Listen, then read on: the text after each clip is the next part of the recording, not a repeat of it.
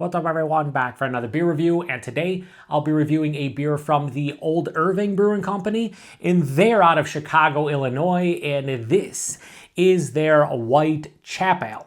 So this is a red ale that comes in at 5.5% alcohol by volume, 28 IBUs, and at the time of review, I believe this can is just under 9 months old. I'm gonna give a huge thanks and shout out once again to a very good friend of mine and fellow BeerTuber Anderson over at Ginger Yeti Road Beers for this beer. So big thanks to him. In the description box, I'll post a link to his channel. Fantastic dude, great content. Go over there, check out his channel. He is a tour merchandiser when it comes to his day job, and he works with a lot of different like metal bands, and one of them is Whitechapel, which is a deathcore band. And he has went out on tour with them, I think, multiple times in the last couple of years. And him and I hung out in early February of this year at the Brew Kettle in Mentor, Ohio. And it was a great time. And he sent me home with 3 different beers. 2 of them were collabs with Whitechapel. The other one I already reviewed. It was between Zool and Whitechapel. It was a blood-soaked Symphony, which was a heavily fruited sour ale that was absolutely delicious. He gave me this one. He gave me another beer that was an Oud Creek. It was a lambic from Belgium that was from Beersel. And that one is like 11 years old, but it also has a best by date that's in 2034. So they give it a 20-year best by date. So I'll get to that at some point, whether it's this year or next year, whatever. He wasn't too concerned. However, I do want to apologize to him that, for not getting to this one sooner. This got kind of pushed behind some beers, and one of those beers was Mercy, which was a collab between Schilling and Creature Comforts, and this one was directly behind it, and that beer got pushed to the back of my fridge as well. So after I picked that one, I was like, oh man, I got that, and I've totally forgot. It is a red ale. We should be okay, but I do want to apologize to Anderson for not getting to it sooner. Now, I've never had anything from Old Irving. Again, this is a collab with Whitechapel, and it's just an American red ale. I don't think they're doing anything crazy. It's like not super hoppy or anything. So I don't review a lot of red ales on my channel, so I'm pretty stoked for this one. And the label art is just fantastic. Like, there's nothing else to say. The red, the black, the eye. Everything about it sounds fantastic. At the top, it says Knoxville, which is where Knoxville, Tennessee, where Whitechapel is from. The Valley, deathcore. Yeah, I mean, this makes sense. Perfect sense. So I hope it's delicious. Like I said, it's been a while since I've had a red ale. Just hope it doesn't. I'm having some issues recently with beers gushing, despite being in my fridge. But this is an older beer, so, it's to be expected. Anyway. Ooh, that's a beautiful looking red ale. It's a little bit crazy with the head here, so I'm going to try to slow it down a little bit. But yeah.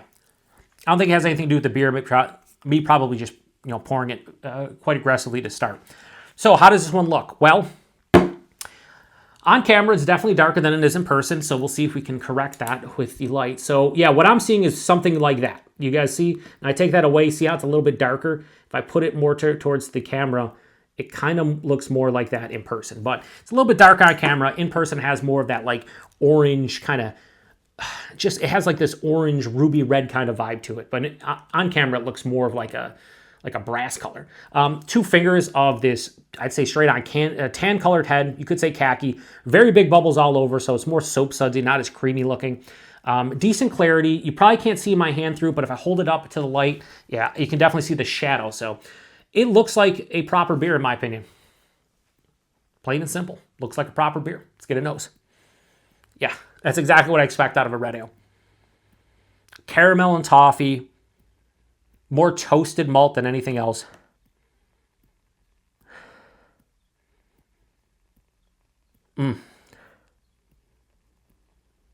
Yeah, it's caramel, toffee, toasted malt. There's a little bit of like a red fruit quality, maybe a touch of smokiness. I'm getting this nice floral kind of earthy hop character. Man, it smells lovely, especially for a beer almost 9 months old. Yeah, smells great. Let's get into it. Cheers, everybody. Thanks again, Anderson.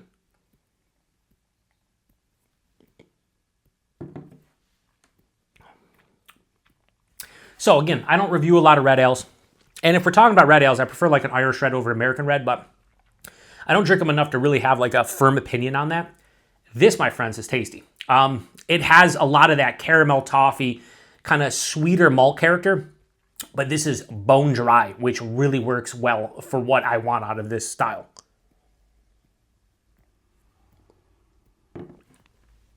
Body's actually really nice, like higher side and medium. For 5.5%, You could call this full-bodied on the label or on the website or whatever for the style. This is bigger than 5.5%. So the body's fantastic. The mouthfeel, on the other hand, really nice. It has a nice like mild to moderate carbonation, more approaching moderate, but it still has this smoothness on the second half, and there's like some creaminess on the sides of the palate too, like on the sides of the tongue.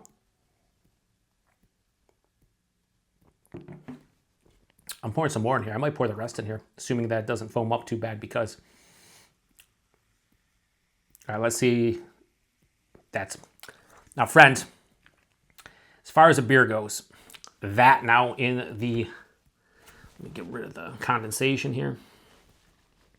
That looks fantastic. That looks exactly like I want a red ale. Like I said, now since I poured the entire thing, it looks exactly how you guys are seeing it on camera. It's exactly how I'm seeing it in person. Looks beautiful. Yeah, let's go back in. Like I said, the taste is a lot of caramel, toffee, and a toasted malt. A little bit of an underlying like smoky character. Like it's almost like a reserved kind of like... It's hard to say. It's not like a Rauchbier, from Germany, but it's more in the realm of maybe like a wee heavy or a Scotch ale, where it has not quite like a slight peatiness, but it's more like just like a slight smokiness. Midway through the palate is where I get like a little bit of red licorice, red apple, red fruits. You could even say like a red berry of some sort. And then on the finish, it's floral, little bit of like a grassiness and earthy kind of hop character. This is bone dry, as I said, mild to moderately bitter, very well balanced, might lean a little bit sweet, but I don't know, that dryness is so substantial that it definitely balances it out. I'd say it's like 55-45 sweetness to dryness and bitterness. Really well produced, put together. 5.5%, you can't tell. I'm surprised, to be honest with you, at how much I like this beer. Like, let me go back for another sip, because I'm in between a couple scores, and let me go back in.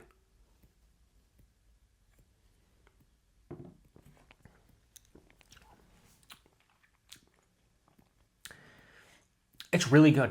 It's really good. It's a really good American red ale, and nothing more, nothing less. Not my favorite style, as I said. Don't drink a lot of them, but I do appreciate them, and I definitely appreciate this one. And thank you very much, Anderson, for hooking me up with this one. I will say that I don't know, if this was better or worse, super fresh. I can't imagine this one being much better fresh. Let's just say that. So stylistically, for an American red, this is like a high 4.5, low 4.75. This is like 4.65, 4.7. It's that good for the style. Personal preference, this is where I always got to keep it one hundo with you guys. It's still really nice. I'm going to give it a nice score. So I was between a high 4 out of 5 or a low 4.25. I'm going to go low 4.25. So Whitechapel from Old Irving and Whitechapel, I'm going to give this a low 4.25. I'm going to go 4.15. Really nice stuff here. Just beautiful for the style. Again, it's not a style I drink a lot of, but when I do, I appreciate it, and I appreciate this one for sure. Price point availability, no idea. All I know is I said I think this is at least under 9 months old, or around just under 9 months old, because I did see the Instagram post on their Instagram on October 22nd of 2024. I'm reviewing this like a week before that date, say in 2025. So I'd say just under 9 months old. At the end of the day, I don't know if they re-released this one or whatever the case may be, but I'm pretty sure that Anderson got this one back in the fall of last year. I don't think that it's available anymore, and price point, no idea. Like I don't know. I would hope like a 4-pack of this isn't more than like 12 to 14 bucks. I have no idea, but it is a collab with a band, so who knows? But I would pay like up to probably $15 a 4-pack for that, and the availability is probably just this is probably a one-off. I don't know. I hope they rebrew it, especially for those of you who maybe don't drink this style a lot. Give it a go, because I'm one of those people, and I think it's really good. Like I said, 5.5% really hides it well. It just has nice flavors that I expect from the style, a beautiful balance. Can't really detect alcohol. The body and mouthfeel are better than I anticipated. Just a really nice red ale. Nothing more, nothing less. So huge thanks to Anderson. Like I said, go check out his channel. Great dude. He was stuck at 500 subs, or like $4.99 to 500. It would fluctuate on a daily basis for like 6+ months, and he finally got over the hump. When I'm doing this review, I think he's in like the 525 to 530 realm, which is just fantastic. Hopefully he keeps on rising. Hopefully by the time this review comes out, he's 550 or higher. He has some good content. Like I said, he's on some of his beer reviews are backstage or on the road, and they're different than a lot of other beer tubers, and that's what I appreciate about his channel. Plus, he's very knowledgeable. He's been drinking craft beer for a very long time. So anyway, I'm shutting this one down. Appreciate everybody stopping by for another beer review here on the Beer Patrol. To the next one. Cheers.